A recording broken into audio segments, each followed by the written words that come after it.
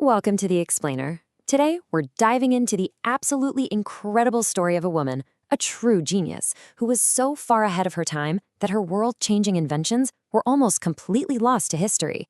It's a wild story. I mean, think about it. Could you really heat your entire home using only sunlight and salts? It sounds like something out of science fiction, right? Well, way back in the 1940s, one brilliant scientist didn't just think it was possible, she bet her entire career on proving it to a world that, frankly, thought she was crazy. So, who was this woman with such a wild, audacious goal? Her name was Maria Telkes. And, her passion for harnessing the power of the sun was so intense, so complete, that she eventually earned a pretty amazing nickname, the Sun Queen. Maria's fascination with the sun, it wasn't just some passing hobby. It started way back when she was a kid in Hungary. We're talking about a deep, lifelong passion that literally propelled her across an ocean to the United States. And where did she end up?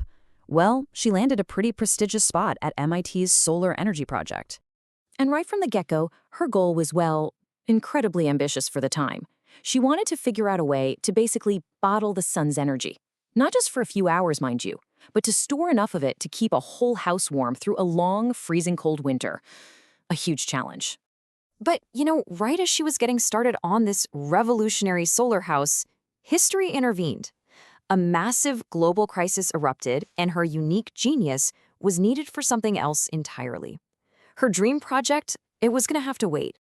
Okay, so it's World War II, and Maria hears about this just devastating problem.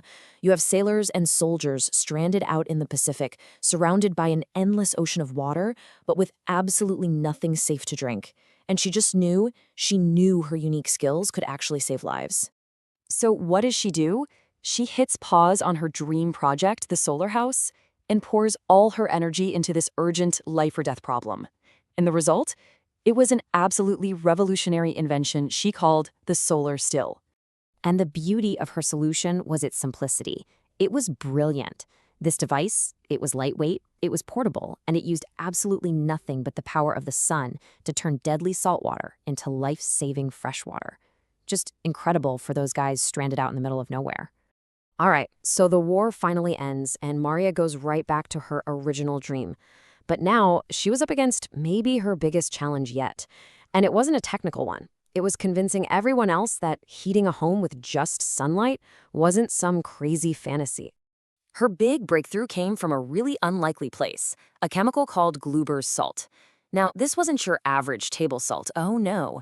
This stuff had a very special property, almost like magic.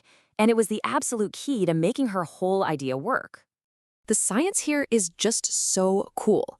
Basically, this salt acted like a rechargeable battery, but for heat. So during the day, when the sun was out, the salt would melt, and as it melted, it would just soak up and store all that solar heat.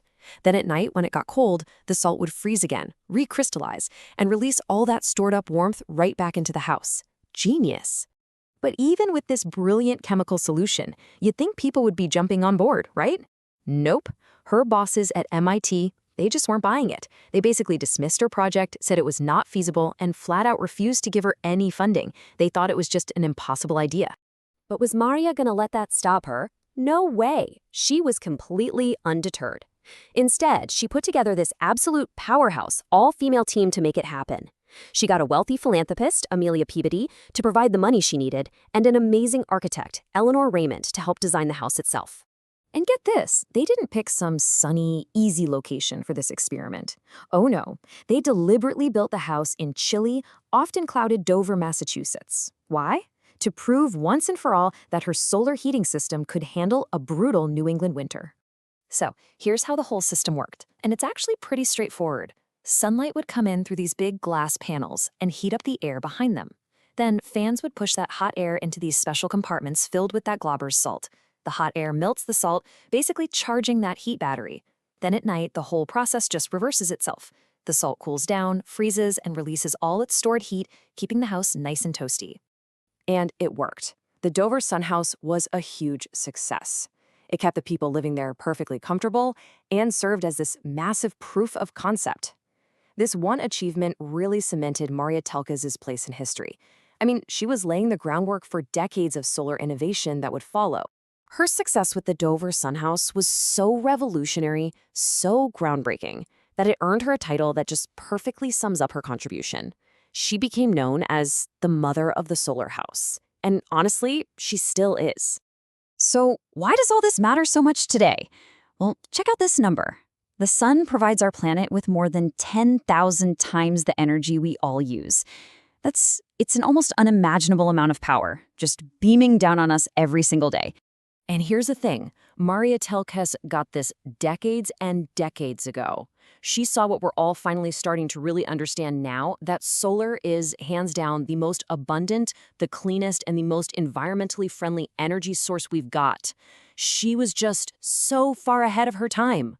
So her story, it's not just some cool piece of history, It's really a challenge to all of us. It makes you ask the question, if one person with a brilliant idea and just sheer determination could pull this off so long ago, what incredible things are we capable of building with that very same power source today?